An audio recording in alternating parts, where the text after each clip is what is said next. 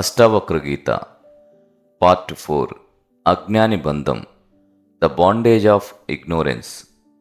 మనమందరం స్వేచ్ఛగా జీవిస్తున్నామని అనుకుంటాం, కానీ మన మనసు దుఃఖాల్లో, భయాల్లో, ఆశల్లో బంధించబడి ఉంది. ఎందుకు? ఈరోజు అష్టావక్ర గీత 4వ భాగంలో అజ్ఞాని బంధం గురించి తెలుసుకుందాం. ఎలా అజ్ఞానం మన జీవితాన్ని శాసిస్తోంది.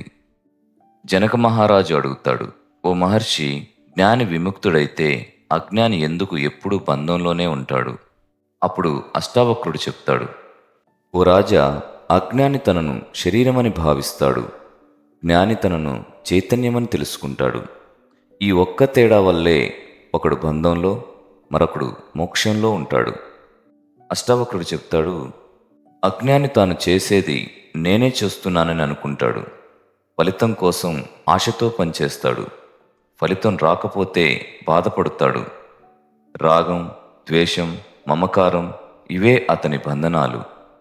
అజ్ఞాని ప్రపంచం వాస్తవమని నమ్ముతాడు, కానీ జ్ఞాని ఆ ప్రపంచాన్ని కేవలం మాయగా చూస్తాడు.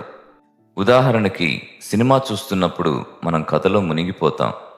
కథలో హీరో కష్టపడితే మనకు కూడా బాధేస్తుంది, కానీ మనకు తెలుసు అది సినిమా అని. జ్ఞాని అలానే లోకాన్ని చూస్తాడు. అతడి జీవితం అనే సినిమాను చూస్తున్న సాక్షి. అజ్ఞాని మాత్రం సినిమాలోని పాత్రగా మునిగిపోతాడు. అదే బంధం. అజ్ఞాని మనసులో ఎప్పుడూ ఇది నాది, ఇది నీది అనే భావన ఉంటుంది. అతడు ఎప్పుడూ భవిష్యత్తు గురించి భయపడతాడు, గతం గురించి పశ్చాత్తాపడతాడు.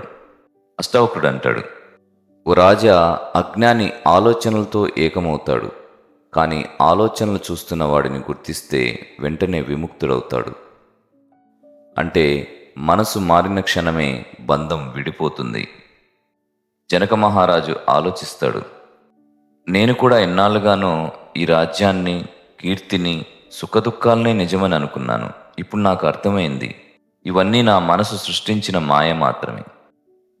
అష్టావక్రుడు చెప్తాడు, ఓ రాజా, నీవు ఇప్పుడు తెలుసుకున్నావు, బంధం బయట లేదు, అది నీ మనసులోనే ఉంది. అజ్ఞాని తన ఆలోచనల్ని నిజమని నమ్ముతాడు, అదే అతని బంధం.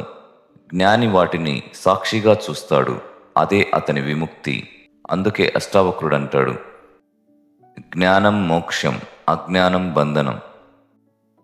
అదే అష్టావక్ర గీత 4వ భాగం, అజ్ఞాని బంధం. తర్వాతి భాగంలో మనం తెలుసుకుందాం, సాక్షి స్థితి అంటే ఏమిటి, మన ఆత్మను సాక్షిగా అనుభవించడం ఎలా సాధ్యం.